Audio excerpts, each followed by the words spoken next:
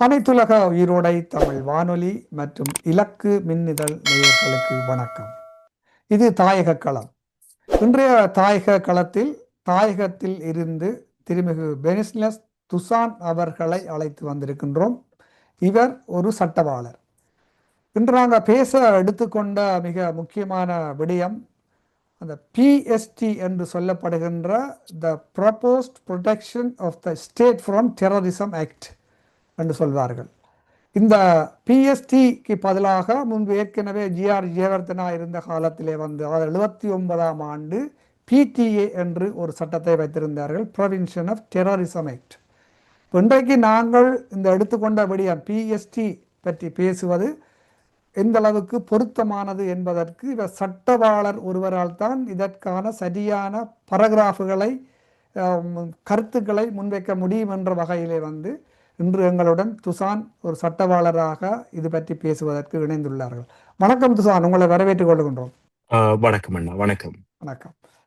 நீங்கள் ஒரு சட்டவாளராக இருக்கின்றீர்கள். இப்போ சமகாலத்திலே நாங்கள் அறிந்த வகையிலே இந்த பிஎஸ்டிஏ இந்த புதிய சட்டம் சம்பந்தமாக நீங்கள் இன்று பல மேடைகளில் பேசி வருவதாகவும் இது சம்பந்தமான கருத்துக்களை பரிமாறி வருவதாகவும் அறிந்தோம்.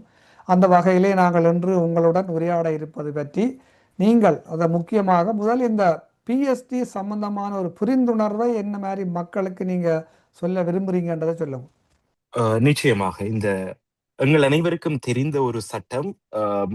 ஆயுத போராட்ட காலத்திலையும் சரி, ஆயுத போராட்டம் மௌனிக்கப்பட்டு ஒரு ஜனநாயக வழி போராட்டத்துல வந்த பிறகும் மிக முக்கியமாக தமிழ் மக்கள் ஒரே கோரிக்கையாக கேட்ட ஒரு விடயம் இந்த பயங்கரவாத தடை சட்டம் என்பது முற்று முழுதாக சட்ட புத்தகத்திலிருந்து அகற்றப்பட வேண்டும் என்றது.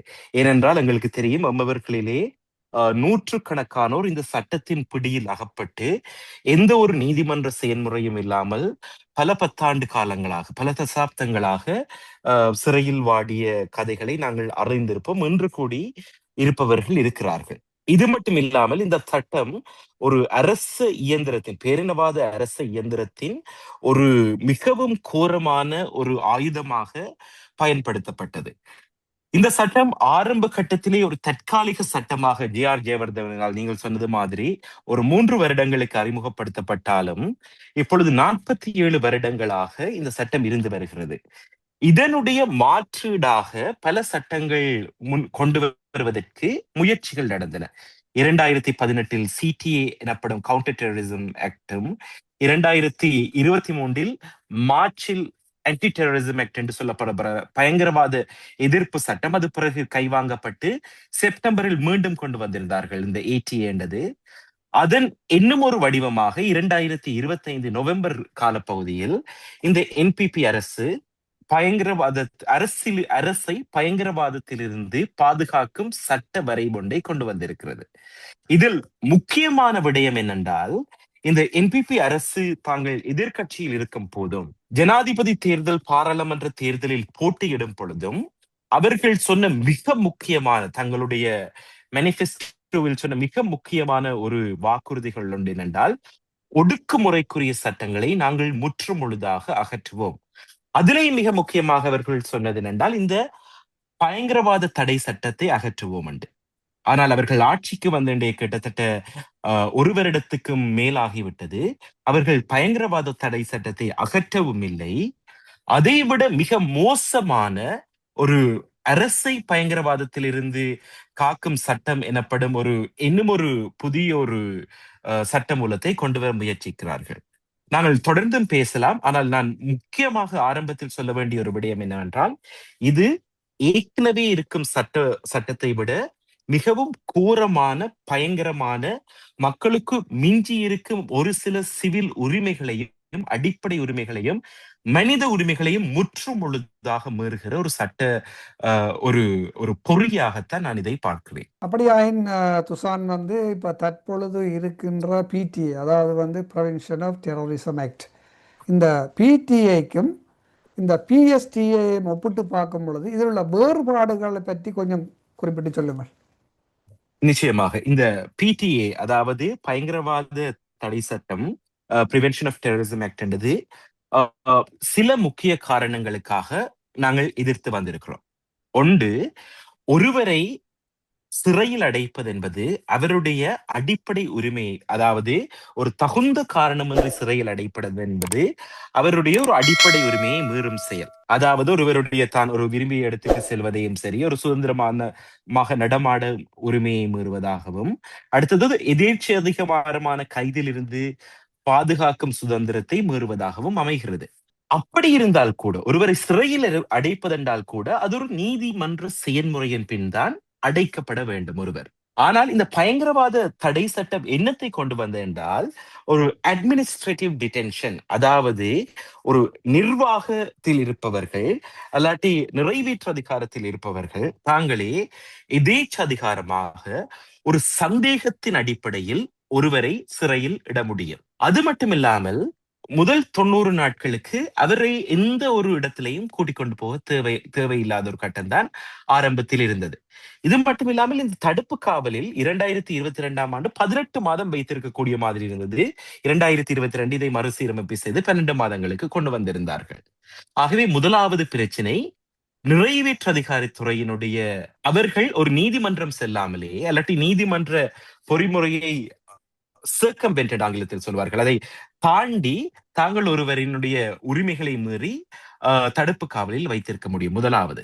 இரண்டாவது, உலகத்தின் எந்த நியாயாதிக்கங்களில் பார்த்தாலும் ஒரு காவல்துறையினருக்கு வழங்கும் ஸ்டேட்மெண்ட் என்ன ஸ்டேட்மெண்ட் என்று சொல்ற விடயம் எப்பொழுதுமே ஒரு சட்ட முறைமையில் அல்லாட்டி நீதிமன்ற முறைமையில் பட முடியாத விடயம். ஏனென்றால் எங்களுக்கு தெரியும், காவல்துறையினர் ஒருவரை பயமுறுத்தலாம், அச்சுறுத்தலாம், அல்லாட்டி தூண்டுதல் செய்து ஒரு ஸ்டேட்மெண்ட் எடுக்கக்கூடும். ஆனால் இந்த பயங்கரவாத தடை சட்டத்துக்கு கீழே காவல்துறையினரிடம் ஒருவர் கொடுக்கும் விடயம் கூட, ஒரு சொல்லும் விடயம் கூட ஒரு நீதிமன்ற செயல்முறையில் பயன்படுத்த முடியும்.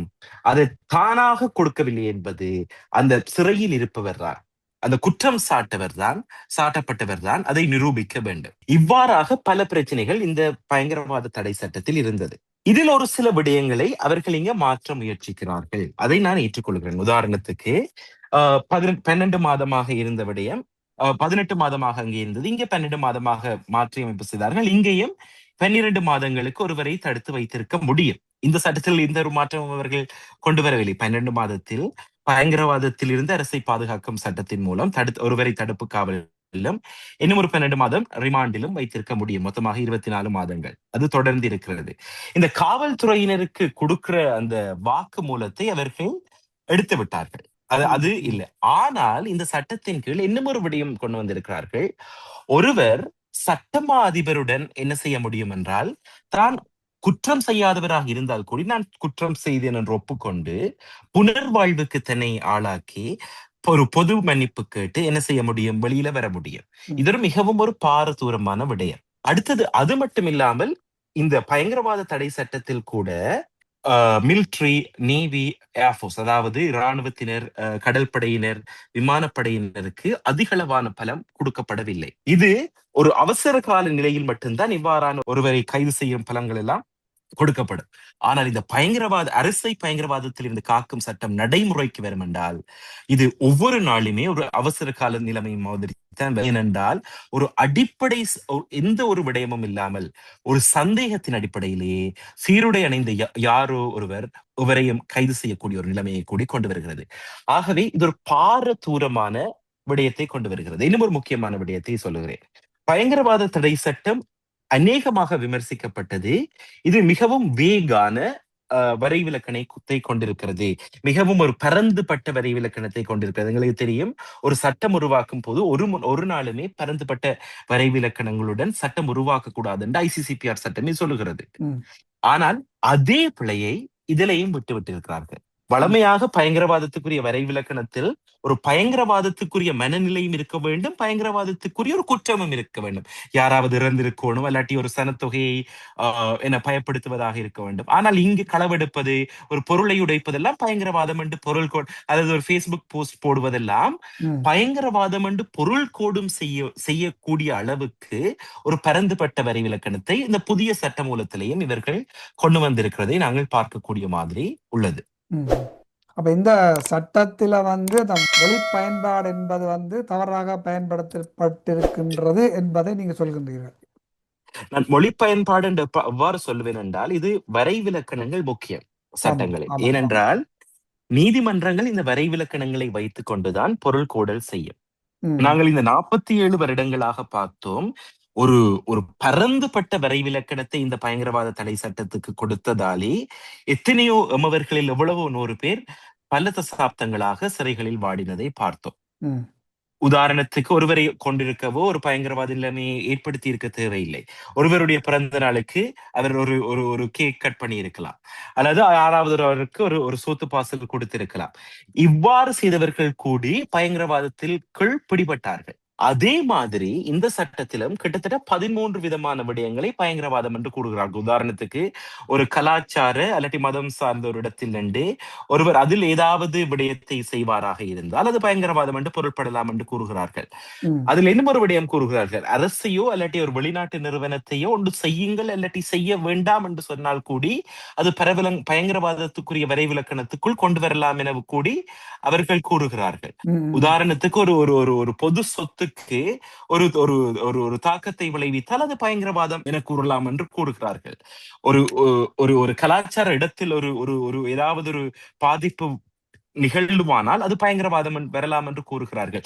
இவ்வாறான ஒரு பரந்துபட்ட ஒரு வரைவிலக்கணம் என்ன செய்யும் என்றால், ஒரு எதேச்சதிகாரமாக, ஆங்கிலத்தில் ஆர்பிட்ரரி என்று சொல்லுவோம், ம் ஆர்பிட்ரரி என்ன செய்யும், இந்த சிறுபான்மை சமூகங்கள், எண்ணிக்கை அளவில் சிறுபான்மை சமூகங்களாய் இருப்பவர்களை இலக்கு வைப்பதற்கு ஒரு வழிவகுக்கிற ஒரு வியூகமாகவே இருந்து கொள்ளும். இது தவிர சட்ட ரீதியாக வேற சிக்கலான தெளிவற்ற வேற பிரிவுகள் இருக்கிறதா என்று நீங்க கருதுறீங்களோ? இதுல நிச்சயமாக இதுல முக்கியமாக நான் ஒன்று சொல்லுவேன். நான் மீண்டும் இந்த விடயத்தை சொல்கிறேன். இந்த ராணுவ மயமாக்கல் என்றது ஒரு மிக பாரிய ஒரு விளைவாக எங்களுடைய தேசிய இனங்கள் மத்தியில், இன்னும் சிறப்பாக சொல்ல போனால் எண்ணிக்கை அளவில் சிறுபான்மையாக இருக்கிற தேசிய இனங்கள் மத்தியில் இருந்தது. உதாரணத்துக்கு 2009ஆம் ஆண்டு போர்க்குற்றங்கள் என்று நாங்கள் சொல்வதில் இருந்து, இனவழிப்பில் இருந்து, கேப்பாப்பு பிளவில் நடந்த விடயங்கள், அதை தொடர்ந்து காணி பிடிப்பது, உயர் பாதுகாப்பு வலயங்கள் என்று கையிட்டி வரை ராணுவ மயமாக்கல் தொடர்ச்சியான ஒரு சவாலாகத்தான் இருந்து வருகிறது. செம்மணி கூட நாங்கள் மறந்துவிட முடியாது. 200 கிட்டத்தட்ட 60 மொத்தமாக எலும்புக்கூடுகள் கண்டுபிடிக்கப்பட்டிருக்கின்றன. இவ்வாறான ஒரு நிலையில் இந்த சட்டம் என்ன செய்கிறது என்றால், இராணுவ மயமாக்கலை ஒரு மெயின் ஸ்ட்ரீம் என்று ஆங்கிலத்தில் சொல்லுவோம், ஒரு ஒரு பொது வழியில் இதுதான் இனி சாதாரணம். எந்த ஒரு ராணுவ வீரருமே ஒருவரை சந்தேகத்தின் அடிப்படையில் மறைத்து அவரை சோதனையிட முடியும், அவருடைய வீடை சோதனையிட முடியும், அவருடைய ஒரு சாதனத்தை பறிமுதல் செய்ய முடியும், அவர் வைத்திருக்கும் விடயங்களை பறிமுதல் செய்ய முடியும். வளமையாக இதெல்லாம் செய்வதென்றால் ஒரு நீதிமன்றத்தில் போய் ஒரு அனுமதி எடுத்துத்தான் செய்ய முடியும் தற்போதைய நிலையில். ஆனால் இது சட்டமாக்கப்படுமாக இருந்தால் ஒரு சாதாரண நிலையிலேயே இதையெல்லாம் செய்யக்கூடிய ஒரு ஒரு அபத்தம் இருக்கிறது. அது மட்டும் இல்லாமல் அவர்கள் ஒருவரை கைது செய்வார்கள் என்றால் 48 மணித்தியாலத்துக்குள் அவர்கள் கொண்டு போய் அவரை ஒப்படைத்தால் சரி என்றால், அந்த 48 மணித்தியாலத்துக்குள் எங்களுக்கு தெரியும் எவ்வளவு சித்திரவதைகள், எவ்வளவு விடயங்கள் நடந்து விடலாம். ஆகவே இது ஒரு முக்கியமான ஒரு பெரிய ஒரு பாதுகாப்பாக இருக்கிறது. அது மட்டும் இல்லாமல் இன்னும் ஒரு முக்கியமான விடயத்தை சொல்லுகிறேன். இப்ப இந்த டிஜிட்டல் தளத்துல கூடி பல்வேறு விதமான ஒடுக்குமுறையை இந்த சட்டத்தின் மூலம் கொண்டு வந்திருக்கிறார்கள். உதாரணமாக சொல்ல போனால், இப்ப இந்த டிஜிட்டல் தளத்துல ஒரு போலீசார் என்ன செய்ய முடியும் என்றால், ஒருவருடைய பேங்க் டீட்டெயில்ஸ் கேட்க முடியும், அவர் எங்க போய் வருகிறார் என்பதை நோட்டமிட முடியும், அவர்களுடைய கோல்ஸை இன்டர்செப்ட் பண்ண முடியும். அதாவது ஒருவர் தொலைபேசியில் கதைக்கும் போது அந்த கோல்களை சாதாரணமாக ஒட்டு கேட்க முடியும், அவருடைய குறுஞ்செய்திகளை படிக்க முடியும். ஆகவே இது ஒரு அடிப்படை சுதந்திரத்தில் முற்றும் முழுதாக தலையிடுவதற்குரிய ஒரு ஒரு ஒரு விடயத்தை உருவாக்குகிறது. அது மட்டும் இல்லாமல் ஒரு சாதனம் பறிமுதல் செய்யும் பொழுது, ஒரு உதாரணத்துக்கு தொலைபேசியை வைத்துக் கொள்வது, அதில் எத்தனையோ விடயங்கள் இருக்கலாம். சாதாரணமாக ஒரு ஒரு இராணுவத்தை சேர்ந்தவரோ போலீசாரோ ஒருவருடைய தொலைபேசியை பறிமுதல் செய்து சோதனையிடும் வாய்ப்பு கூட கொடுக்கப்பட்டிருக்கிறது.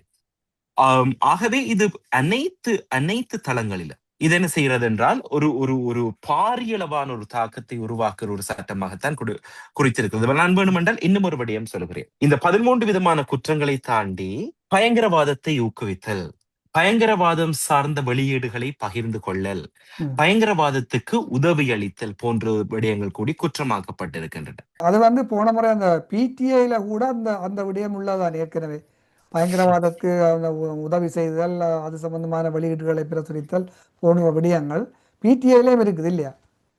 நிச்சயமாக இது பிடிஏலையும் இருக்கு, அதை நான் ஏற்றுக்கொள்றேன், பிடிஏலையும் இருக்கு. ஆனா அதை விட இங்க என்ன கொண்டு வந்திருக்கிறார்கள் என்றால், பயங்கரவாதத்தை ஊக்குவித்தல் மட்டும் இல்லை, இன்னும் ஒரு புதிய ஒரு கடமை ஒன்றை கொண்டு வந்திருக்கிறார்கள். என்னண்டா என்ன, ரெஸ்பான்சிபிலிட்டி டு டிஸ்க்ளோஸ், இல்லாட்டி டிஸ்க்ளோஷர் ரெஸ்பான்சிபிலிட்டி என்று சொல்லுவோம். அதாவது ஒரு ஒரு சட்டத்தரணிக்கோ, ஒரு மனித உரிமைகளுக்காக வேலை செய்பவருக்கோ, ஒரு ஊடகவியலாளருக்கோ, அல்லது ஈவன் ஒரு ஒரு மெடிக்கல் ப்ரொஃபஷனல், ஒரு வைத்தியருக்கோ ஒருவர் வந்து என்ன ஒரு ஒரு நிபுணத்துவத்தின் அடிப்படையில், அந்த தொழில் தர்மத்தின் அடிப்படையில் ஒரு கான்பிடென்ஷியலான விஷயத்தை பகிர்ந்து கொள்கிறார். உதாரணத்துக்கு ஒரு ஒரு லோயரிடம் வந்து ஒருவர் சொல்ல முடியும், நான் என்ன இப்படி ஒரு நடக்கிற இடத்தில் நான் இந்த இடத்தில் நான் நின்று கொண்டிருந்தேன் என்று. இந்த புதிய சட்டம் என்ன சொல்லுது என்னென்றால், இவ்வாறு யாராவது வந்து இந்த தகவலை பகிர்ந்து கொண்டால், ஒரு ஜேர்னலிஸ்டுக்கு ஒரு ஆள் டிப் கொடுக்கிறார், இதை அவர்களாக போய் வெளியில, அதாவது ஒரு காவல்துறையினரிடம் வெளியிடாட்டில் அது பயங்கரவாதத்தை ஊக்குவிப்பதாக கருதப்படலாம் என்று இந்த புதிய சட்டம் சொல்லுது. ஆனால் ஒரு ஒரு ஒரு ஒரு ஒரு ஊடகவியலாளருக்குரிய தொழில் தர்மம் என்ன, தன்னுடைய சோர்ஸ் என்ன விடயத்தை சொன்னாலும் அதை வெளியில் சொல்லக்கூடாதுன்றது ஒரு தொழில் தர்மம். ஒரு வழக்கறிஞருக்கு ஒரு கிளையண்ட் வந்து சொல்லும் ஒரு விடயத்தை அட்டர்னி கிளையண்ட் பிரிவிலேஜ், அதாவது அவர்களுக்குரிய ஒரு ரகசிய அந்த தொடர்பின் மூலம் ஒரு நாளும் வெளியில சொல்லக்கூடாது. அப்படி இருந்தால் கூட இந்த சட்டம் என்ன செய்யறதுன்றா, இதை வெளியில சொல்லாவிட்டால் இது பயங்கரவாதம் சம்பந்தப்படுமாக இருந்தால் நீங்களும் பயங்கரவாதத்தோடு சம்பந்தப்பட்டவர்கள் என்று ஒரு பாரிய ஒரு ஒரு தவிர்க்க முடியாத நிலைக்கு தள்ளிவிடுகிறது. ஆமாம். இப்படி இப்படி மற்ற பாட்டிலையும் பார்த்தோம்னு சொன்னால், இப்போ நீங்கள் முதல் கூறியது போல வந்து இப்போ அவர்கள் ஒரு நீதிமன்றம் கொண்டு போகாமல் தன்னிச்சையாக செய்யப்படுகின்ற கைதிகளுக்கும், அதே போன்று இந்த கைது செய்யப்பட்டவர்கள் வந்து சிறையில் வைத்து சித்திரவதை செய்யப்படுவார்கள். அந்த இதுகளுக்கு எதிராக பாதுகாப்பாக ஏதாவது போதுமான சட்ட ஒழுங்கு இருக்குதா? நிச்சயமாக இதுல ஒரு விடையும் நான் சொல்லணும் என்னென்றா, அவர்கள் ஒரு சில விஷயத்தை கூறுகிறார்கள். உதாரணத்துக்கு, ஒருவர் கைது செய்யப்பட்டு 24 மணி நேரத்துக்குள் ஒரு சட்டத்திறனையை நாடிக்கொள்ள முடியும். கட்டாயம் மனித உரிமைகள் ஆணைக்குழுக்கு அவர்கள் அறிவிப்பார்கள். ஒருவர் சித்திரவதை செய்யப்படுகிறார்கள் என்றால் அவர்கள் என்ன உச்ச நீதிமன்றத்துக்கு வந்து அதை நிரூபித்தால் அவர்கள் என்ன போலீசினுடைய, அதாவது தடுப்பு காவலில் இருந்து நீதிமன்றத்தின் கண்காணிப்பில் உள்ள சிறை காவலுக்கு போகலாம். இவ்வாறான விடயங்கள் எல்லாம் கூறப்பட்டிருக்கிறது, எனக்கு நிச்சயமாக தெரியும். இவற்றைத்தான் முன்னேற்றகரமான விடயங்கள் என்று சொல்லி என்பிபி அரசாங்கம் முன்வைக்க இருக்கிறது. நாங்கள் இருக்கிற சட்டத்தை விட நாங்கள் பல்வேறு விடயங்களை முன்னேற்றமாக கொண்டு வந்திருக்கிறோம் என்று. ஆனால் அப்படி இருந்தால் கூட யதார்த்தமாக நடைமுறை ரீதியில் இது எவ்வாறு சாத்தியப்படும்? உதாரணத்துக்கு, எப்போதெல்லாம் நாங்கள் நீதிமன்ற மேற்பார்வையில் இருந்து ஒரு போலீசனுடைய மேற்பார்வைக்கு ஒரு சிறை கைதியை கொண்டு போகிறோமோ, அங்கே நிச்சயமாக மிக தெளிவாக ஒரு ஒரு வாய்ப்பு இருக்கிறது என்னென்றால், ஒருவர் சித்திரவதை செய்யப்படுவதற்குரிய வாய்ப்பு இருக்கிறது. உதாரணத்துக்கு, இப்போ ஒருவரை ஒரு இராணுவத்தினர் கைது செய்கிறார், அவர்கள் அவரை 24 மணி நேரம் வைத்திருக்க முடியும். அதுக்கு பிறகு அவர்கள் வைத்திருக்கிற இடத்திலிருந்து அவரை போலீஸ் கஸ்டடியை கொடுக்கறதுக்கு அவர்களுக்கு டிராவல் டைம் ஒன்று கொடுக்கப்படுது, போக்குவரத்து நேரம். ஆனால் அது எவ்வளவு அவர்கள் அதை விரைவிலக்கணப்படுத்தவில்லை. சில நேரம் நாட்டை சுத்தி ஓடி போட்டு 4 நாளாலையும் கொண்டு போய் கொடுக்க முடியும். ஆகவே இவ்வகையான அந்த ஒரு பேரளவில் காஸ்மெட்டிக் அமெண்ட்மெண்ட்ஸ் என்று ஆங்கிலத்தில் சொல்லிக்கொள்வோம், அந்த ஒரு பேரளவில் ஒரு நொமினலான விடயங்களை வைத்திருக்கிறார்களே ஒழிய, ஆனால் அந்த சட்டத்தின்படி அதை அபியூஸ் பண்ணுவதற்குரிய, அதை பிழையாக பயன்படுத்துவதற்குரிய அவ்வளவு சந்தர்ப்பங்களும் இதில் வழங்கப்பட்டிருக்கிறதை நாங்கள் தெளிவாக பார்க்கக்கூடிய மாதிரி தான் இருக்கின்றது. இன்னொரு விடயத்தையும் நாங்கள் நோக்கினோம் சொன்னால், இப்போ ஒன்று தனிநபர்களுடைய உரிமை, தனிநபர் சுதந்திரம் என்று சொல்லலாம். அதே போன்று ஒரு நாடென்று பார்க்கும் பொழுது ஒரு தேசிய பாதுகாப்பு என்று பார்க்கலாம். தேசிய பாதுகாப்பு அல்லது ஒரு தனிநபருடைய சுதந்திரம். இது ரெண்டையும் ஒப்பிட்டு பார்க்க இந்த ரெண்டு விடயத்துக்கும் இடையில இந்த சட்டம் எப்படி ஒரு சமநிலையை பேணுது நினைக்கிறீங்க? நிச்சயமாக இப்பொழுது இதில் ஒரு பெரிய ஒரு விவாதம் ஒன்று இருக்கிறது என்றால், உலக நாடுகள் முழுக்கல்லையும் ஒரு பயங்கரவாதத்தை, கவுண்டர் டெரரிசம் ரெஜிம் என்று சொல்கிற பயங்கரவாதத்தை எதிர்க்கும் ஒரு சட்ட வரைவு இருந்து கொண்டுதான் இருக்கத்தான் செய்கிறது. ஆகவே இதை முற்றுமுழுதாக இல்லாமல் செய்ய முடியுமா? அது ஆனால் நாங்கள் சொல்லுகிறோம் என்றால், இலங்கையில் ஏற்கனவே குற்றவியல் சட்டமாக இருக்கலாம், அல்லது கணனி குற்ற சட்டமாக இருக்கலாம்.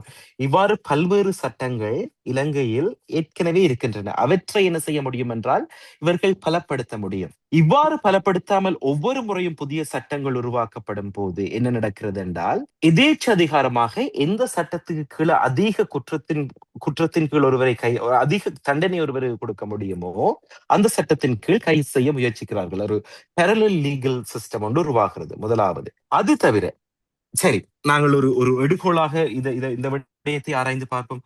அதாவது ஒரு பயங்கரவாத சட்டம் தேவைதான். அதாவது பயங்கரவாதத்திலிருந்து அரசை பாதுகாப்பதற்கு ஒரு சட்டம் தேவை என்றால் நாங்கள் சொல்வது என்னென்றால், மனித உரிமை நியமங்களுக்கு ஏற்ப இந்த சட்டத்தை உருவாக்குங்கள். மனித உரிமை நியமங்கள் எங்கேயோ இருக்கின்றது, இந்த சட்டங்கள் எவ்வளவோ தொலைவில் இருக்கின்றன. அதைத்தான் அந்த ஆங்கிலத்தில் ஒரு வார்த்தை சொல்லுவோம், இந்த டிராகோனியன் லெஜிஸ்லேஷன் என்று. அதாவது மிகவும் பாரதூரமான சட்டங்கள். மனித உரிமைகளுக்கும் இதுக்கும் எந்தவித சம்பந்தமும் இல்லை. ஆகவே நாங்கள் சொல்வது என்னென்றால், ஆரம்ப கட்டத்தில் நாங்கள் அதான் இந்த பிஎஸ்டியை பற்றி கதைக்கும் போது முக்கியமாக ஒரு விடயத்தை நான் கட்டாயம் சொல்ல வேண்டும். பிஎஸ்டியை பற்றி கதைப்பது முக்கியமானால் அதை கதைக்க நாங்கள் ஒரு விடயத்தை எங்களுடைய மனதில் கொள்ளணும் என்னென்றா, பிடிஏ தற்பொழுதும் ஒரு சட்டமாகத்தான் இருக்கிறது. பிடிஏ முதலாவது அகற்ற வேண்டும் அவர்கள். அதற்கு பிறகு பிஎஸ்டிஏ கொண்டு வர வேண்டாம். அப்படி நீங்கள் சட்டம் கொண்டு வர போகிறீர்கள் என்றால், எனக்கு அதுல நம்பிக்கை இல்லை. அப்படி கொண்டு வருவீர்களாக இருந்தால் மனித உரிமை நியமங்களுக்கு ஏற்ப கொண்டு வாருங்கள். பிடிஏ தான் இப்பொழுது தற்பொழுது சட்டம் மூலமாக இருக்கின்றோம். பிஎஸ்டிஏ இன்னும் அமுல்படுத்தவில்லை தான். இது ஒரு முன்மொழிவை தான் வைத்திருக்கின்றார்கள் இல்லையா?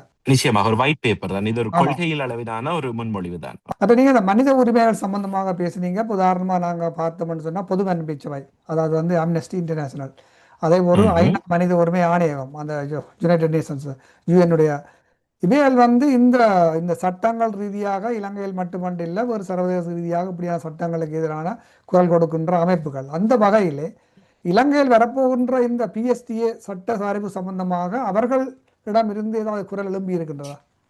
நிச்சயமாக பல சர்வதேச மனித உரிமைகளுக்கு வேலை செய்யும் அமைப்புகள் இதை பற்றி சொல்லியிருக்கின்றன. இது மட்டுமில்லாமல் ஐநாவினுடைய மனித உரிமை ஆணைக்குழு UNHRC, United Nation human rights council, ஒரு 2 வாரங்களுக்கு முன்னம் ஜனாதிபதிக்கு கிட்டத்தட்ட 7-8 ஸ்பெஷல் ப்ரொசீஜர்ஸ் சேர்ந்து ஒரு கடிதம் அனுப்பி இருக்கிறார்கள். இந்த சட்டத்தில் எந்தெந்த இடங்களில் மனித உரிமை மீறப்படுகின்றது என்று கிட்டத்தட்ட ஒரு 20 பக்கத்திலான ஒரு கடிதமாக அது அனுப்பப்பட்டிருக்கிறது.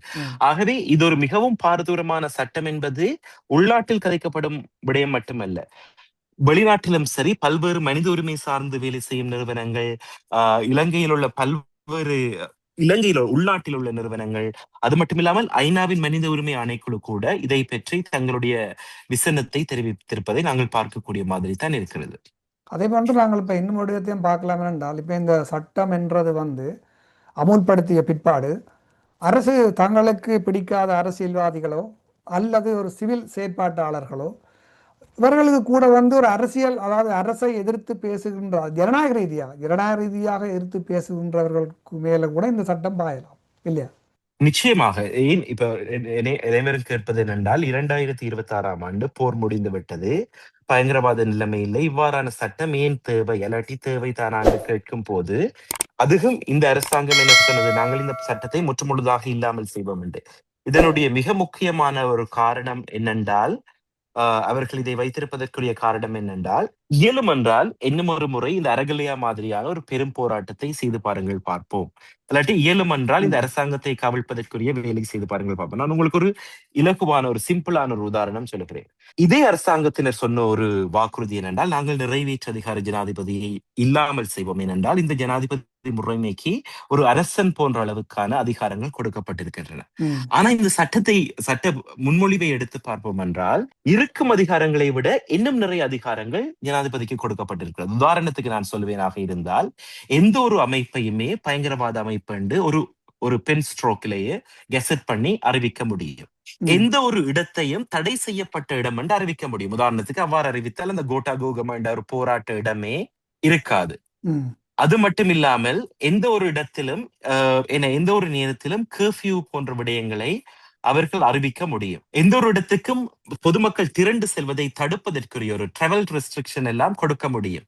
இவ்வாறான அதிகாரங்கள் எப்பொழுதுமே ஆட்சியாளர்களுக்கு தங்களுக்கு எதிராக யார் இதை செய்கிறார்களோ, யாரெல்லாம் குரல் கொடுக்கிறார்களோ அவர்களை முடக்குவதற்காகவும் ஒடுக்குவதற்காகவும் பயன்படும் விடயங்களாகத்தான் இருக்கின்றன. இதை இலங்கை வரலாறை பார்த்தால், கடைசி ஒரு 30-40 வருட அரசியல் வரலாற்றை பார்த்தால் இது ஒரு அப்பட்டமாக தெரிகிற, மறுக்க முடியாத ஒரு உண்மையாகத்தான் இருக்கிறது. அப்படின்னா இன்னொரு விடயத்தை நான் நோக்கலாம் நினைச்சேன்னா, இப்ப இந்த சட்டத்தின் அடிப்படையில் கைது செய்யப்பட்டு ஒரு ஆள் சிறையில இருப்பாராக இருந்தால் அவரை அவருக்கு என்ன நடக்கின்றது என்ற ஒரு மதிப்பாய்வு செய்யறதுக்கு இந்த நீதிமன்றங்களுக்கு அந்த அதிகாரம் இந்த சட்டத்தில் வழங்கப்பட்டுள்ளது.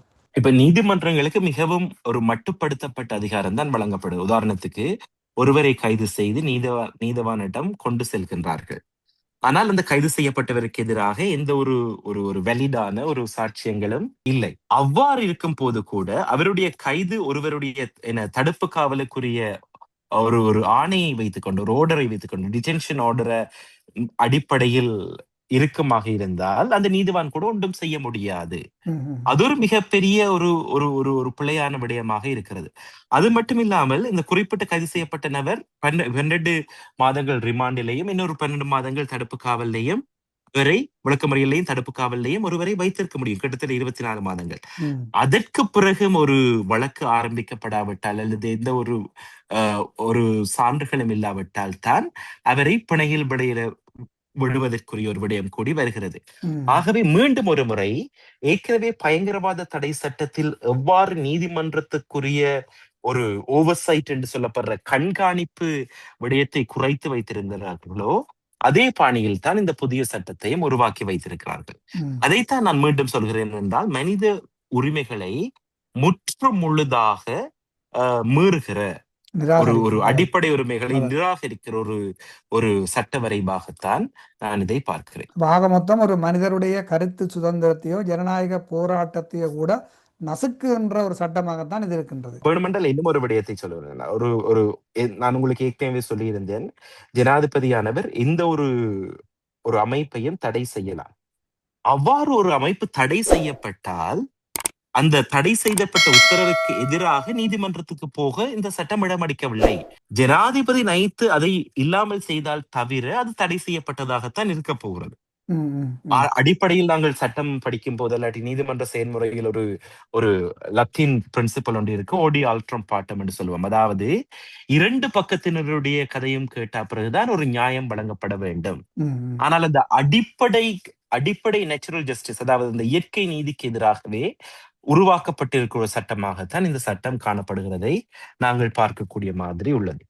இதில் தற்பொழுது இந்த தேசிய இனங்கள் என்று சொல்லப்படுகின்ற சிங்களவர், ஈழத்தமிழர்கள், தமிழர்கள் இன்றைக்கு இந்த சட்டத்தை இன்றைக்கு எதிர்த்து பல இடங்களிலே இந்த போராட்டங்களும் எதிர்ப்புகளும் நடந்து கொண்டிருக்கின்றது. தமிழர்களை பொறுத்தவரையில் இந்த சட்டம் உருவாக்குறது உண்மையிலே தமிழர்களுக்கு பெரிய பாதிப்பை ஏற்படுத்தும். பிடிஏ அதைத்தான் செய்தது, பிஎஸ்டியும் அதைத்தான் செய்ய போகின்றது. ஆனால் இங்கே ஒரு விசித்திரமான விடயம் என்னென்று சொன்னால், தெற்கு பக்கத்தில் இருக்கிற சிங்கள மக்கள் கூட இந்த சட்டத்துக்கு எதிராக இன்று பார்த்திருக்கிறா. அது மிக முக்கியமாக இந்த எதிர்கட்சியில் உள்ளவர்கள், இந்த மஹிந்த ராஜபக்சவா இருக்கட்டும், ரணிலா இருக்கட்டும், மைத்ரியினுடைய கோஷ்டியா இருக்கட்டும், இவர்கள் தான் இந்த சட்டத்துக்கு எதிராக பெரிய அளவிலே ஒரு குரலை கொடுத்து கொண்டிருக்கின்றார்கள். அப்படி என்றால் இவர்கள் இந்த நாட்டுக்கு செய்த பாதகமான செயல்களை இருந்து தப்புவதற்காகவா அல்லது எதற்காக இவர்கள் இந்த சட்டத்துக்கு எதிராக தெற்கிலே குரல் கொடுத்து கொண்டிருக்கின்றார்கள்? இதில் நிச்சயமாக ஒரு விடயத்தை சொல்ல வேண்டும். ஏனென்றால் இந்த தற்பொழுது இருக்கிற அரசாங்கம் ஒரு அறுதி பெரும்பான்மையுடன் வந்த ஒரு அரசாங்கம், ஒரு இவ்வளவு 159 சீட்டுடன். இலங்கையில் ஒரு எதிர்கட்சி இருக்கிறதா என்றால் எதிர்கட்சியில் ஒரு சில பலமான உறுப்பினர்கள் இருக்கிறார்கள். ஆனால் எதிர்கட்சி என்பது மிகவும் மிகவும் ஒரு தமிழில் ஒரு இது சொல்லுவோம், நோஞ்சான் என்ற எதிர்கட்சி என்று சொன்னது இன்றைக்கு அரசுக்கு எதிராக உள்ள எல்லோரும் உள்ளுக்குள்ளவர்களும் வெளியில் உள்ளவர்கள். அவ்வாறான ஒரு நிலைமையில் தான் ஒரு எதிர்கட்சி ஒரு நோஞ்சான எதிர்கட்சியாக இருக்கிறது. ஆனால் ஒரு சிவில் சமூக அமைப்புகளின் மத்தியில் இந்த சட்டத்துக்கு எதிராக போராடுவோம் என்று ஒரு சிலர் குரல் கொடுக்கிறார்கள். நிச்சயமாக இதை விட இன்னும் நிறைய பேர் சொல்லலாம். ஆனால் அது இன்னுமே செய்யலாம் என்றுதான் நான் சொல்வேன். தெற்கில் எவ்வளவு பேருக்கு தெரியுமோ தெரியாது. ஆனால் இந்த எதிர்கட்சியில் குரல் கொடுப்பவர்களில் ஒரு தமிழ் பேசும் தமிழ் எம்பிக்களாக இருக்கலாம், அதாவது பாராளுமன்ற உறுப்பினர்களாக இருக்கலாம், இல்லாட்டி சில நேரம் தமிழ் பேசும் முஸ்லிம் உறுப்பினர்களாக கூட இருக்கலாம். அவர்களை தவிர இந்த SLPP அல்லது SLFP, UNP போன்றவற்றில் இருந்து குரல் கொடுப்பவர்கள் எல்லாம் ஒரு அரசியல் லாபத்துக்காக இல்லாட்டி அரசியல் சுய லாபத்துக்காக குரல் கொடுப்பவர்கள் தான். ஏனென்றால் இவர்களுக்கு கீழே தான் இதற்கு முன்னம் இருந்த பயங்கரவாத தடை சட்டம் மிகவும் மோசமாக பாவிக்கப்பட்டது. அதுல பெரிய ஒரு சூத்திரதாரிகளாக இவர்களும் இருந்தவர்கள். இவர்களுக்கு எந்த விதமான ஒரு அறமான ஒரு நிலையிலேயும் ஒரு பிரின்சிபிள் பொசிஷன் எடுக்க முடியாது இவர்களால். ஆனால் அவர்கள் எதிர்க்க முடியாத, இதை ஒரு மக்கள் ஓட்டத்தோடு சேர்ந்து எதிர்க்க வேண்டும் என்று செய்கிறார்கள். ஆனால் என்ன பொறுத்தவரை யார் எதிர்த்தாலும் அது இந்த சட்டத்தை கொண்டு வராமல் இருப்பதற்கு பிரயோசனப்படும் என்றால் நாங்கள் சேர்ந்து வேலை செய்ய வேண்டும் என்பதுதான் என்னுடைய கருத்தும். ஆனால் நிச்சயமாக வடகிழக்கில் இதற்கு எதிராக ஒரு பெரிய ஒரு விழிப்புணர்வு நடந்தது. சிவில் சமூக அமைப்புகள் அதை செய்திருந்தார்கள். அது மட்டுமில்லாமல் அரசியல் தலைமைகள் செய்திருந்தார்கள். ஒரு கிழக்கை சேர்ந்த தமிழ் பாராளுமன்ற உறுப்பினர் ஒரு தனிநபர் பிரேரணையை நகர்த்தி இருந்தார் இந்த பயங்கரவாத தடை சட்டத்தை இல்லாமல் செய்வதற்கு. இவ்வாறு அனைத்து தளங்களிலும் வேலை நடக்கிறது. ஆனால் என்னட்டை கேட்பீர்கள் என்றால் இதைவிட இன்னும் கூட செய்யலாம். அதாவது இவ்வகையான நேர்காணல்களும் சரி, புலம்பெயர் மக்களுக்கும் சரி, உலகம் முழுக்க இருக்கும் தமிழர்களுக்கும் சரி, இந்த விடயத்தை கொண்டு போய் சேர்ப்பது முக்கியம். ஏனென்றால் இது நிச்சயமாக அரசாங்கம், ஏன் நான் இதை மிகவும் முக்கியம் என்று சொல்கிறேன் என்றால், அரசாங்கம் வெளியில் ஒரு தாங்கள் நல்லிணக்கத்துக்குரியவர்கள், இனவாதிகள் அல்ல, நாங்கள் ஊழலை எதிர்க்கிறோம் என்ற ஒரு வெளிவேடம் பூண்டு கொண்டு அவர்கள் அதில் ஒரு சில விஷயங்களை செய்கிறார்கள் தான், இல்லை என்று சொல்லலை. ஆனால் அவர்கள் முற்றும் முழுதாக இந்த தேசிய இனங்களை ஒடுக்கும் வேலைகளை தான் செய்கிறார்கள்.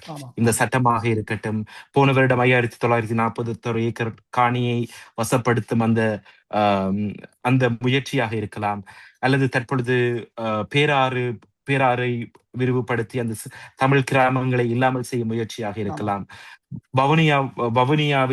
வவுனியாவில் உள்ள டெமோகிராபிக் டைல்யூஷன் என்று சொல்லுவோம், அந்த வாக்களவை அல்லாட்டி அந்த விடயங்களை நசுக்கும் விடயமாக இருக்கலாம். இவ்வாறாக பல்வேறு முயற்சிகளை அவர்கள் தொடர்ந்தும் செய்து கொண்டுதான் இருப்பதை நாங்கள் கண்ணூடாக காணக்கூடிய. இந்த பயங்கரவாத தடை சட்டத்தை நீக்கணும் என்று சொல்லி பெருமளவிலே சிங்கள பகுதியிலே பெரிய முக்கியமாக இருக்கின்ற பழைய அரசியல் தலைவர்கள் எல்லாம் குரல் கொடுத்து கொண்டிருக்கின்றார்கள். தற்பொழுது இந்த பயங்கரவாத சட்டத்தின் அடிப்படையில் கைது செய்யப்பட்ட பிள்ளையானாக இருக்கலாம், சுரேஷ் சாலையாக இருக்கலாம், இவர்கள் தங்களை காட்டி கொடுத்து விடுவார்களோ என்ற ஒரு பயத்தில் கூட இவர்கள் இந்த பயங்கரவாத சட்டத்தை நீக்க வேண்டும் என்று சொல்லக்கூடியதற்கான வாய்ப்பு இருக்கிறது அல்லவா? நிச்சயமாக அந்த ஒரு வாய்ப்பு இருக்கிறது. ஏனென்றால் இப்போ பல பேருக்கு ஒரு பெரிய ஒரு இக்கட்டான சூழ்நிலை. நிறைய பேர் நினைத்தார்கள் என்றால் சுரேஷ் சாலி போன்றவர்கள் எல்லாம் கை வைக்க முடியாதவர்கள், அவர்கள் கை வைக்க மாட்டார்கள் என்று. ஆனால் அவரை கூட பயங்கரவாத தடை சட்டத்தில் தான் பிடித்துள்ளார்கள். இவ்வாறு பிடிக்கும் போது இன்னும் ஒரு யதார்த்தம் ஒன்றும் உள்ளது என்றால், பயங்கரவாத தடை சட்டத்தை ஒரு பொதுமக்களுக்கு பிடிக்காத ஒருவரை அதன் கீழ் கைது செய்யும் போது, அந்த பாப்புலிஸ்ட் மூவ் என்று ஆங்கிலத்தில் சொல்லிக் கொள்வோம், அதாவது ஒரு மக்களுக்கு என்ன பிடிக்குமோ அதை செய்யும் போது இப்பொழுது ஆக்கள் கேட்கிறார்கள் என்னென்றால், பயங்கரவாத சட்டத்தில் புலையான ஆக்களை தானே பிடிக்கணும், உங்களுக்கு என்ன பிரச்சனை, ஏன் வேண்டாம் என்று சொல்லுகிறீர்கள்? ஏதாவது ஒரு விதத்தில் கூட இதுக்கு சூத்திரதாரிகள் உள்ளுக்கு போகிறார். ஆனால் நாங்கள் இதில் தமிழ் மக்கள் மிகவும் கவனமாக இருக்க வேண்டும். அது பிள்ளையான பிடித்தாலும் யாரை பிடித்தாலும் பயங்கரவாத தடை சட்டத்தை நாங்கள் எதிர்ப்போமானால் அந்த பிரின்சிபல் ஸ்டாண்டில் இருந்து நாங்கள் விலகக்கூடாது. அவரை பிடிக்கட்டும், அவர்களை ப்ரோசிக்யூட் பண்ணட்டும். ஆனால் பயங்கரவாத தடை சட்டம் எங்களுடைய சட்ட புத்தகங்களில் முற்று முழுதாக நீக்கப்பட வேண்டிய ஒரு தேவை நிச்சயமாக உள்ளதை பார்க்கிறோம். நல்லது. பெனிஸ்லோஸ் துசான் அவர்களே, நீங்கள் உங்களுடைய நேரத்தை ஒதுக்கி எங்கள் ILC வானொலிக்கு, அனைத்துலக உயிரோடை தமிழ் வானொலிக்கு இந்த PSTA சட்ட வரைவு சம்பந்தமாக இதில் உள்ள ஆபத்துக்களையும் பற்றி விரிவாக கூறினீர்கள். இந்த சட்டம் சம்பந்தமாக இன்னும் பல கேள்விகள் இருக்கின்றது, விரிவாக பேசிக்கொண்டு போகலாம். ஆனால் நாங்கள் அந்த குறிப்பிட்ட நேரத்திற்கு முடிக்க வேண்டிய கட்டாயத்தில் இருக்கின்றபடியால் நாங்கள் இந்த நேர்காணலை நிறைவு செய்துள்ளோம். உங்கள் நேரத்துக்கு ஒதுக்கியதற்காக நமது மனமார்ந்த நன்றிகளை தெரிவித்துக் கொள்கின்றோம். நிச்சயமாக இது மக்களுக்கு ஒரு தெளிவுபடுத்தும் ஒரு உரையாடலாக இருக்கும் என்று நம்புகின்றேன். நன்றி, வணக்கம் சுசான். நன்றி, வணக்கம். எமது பார்வையாளர்களுக்கு வணக்கம். மக்களின் குரலாய் ஓங்கி ஒலிக்கும் இலக்கு மின்னிதழ் மற்றும் உயிரோடை தமிழ் வானொலி ஆகிய இவ்விரு ஊடகங்களும் உங்களைப் போன்ற எமது நேயர்கள், நண்பர்களின் ஆதரவிலேயே இயங்கி வருகின்றன.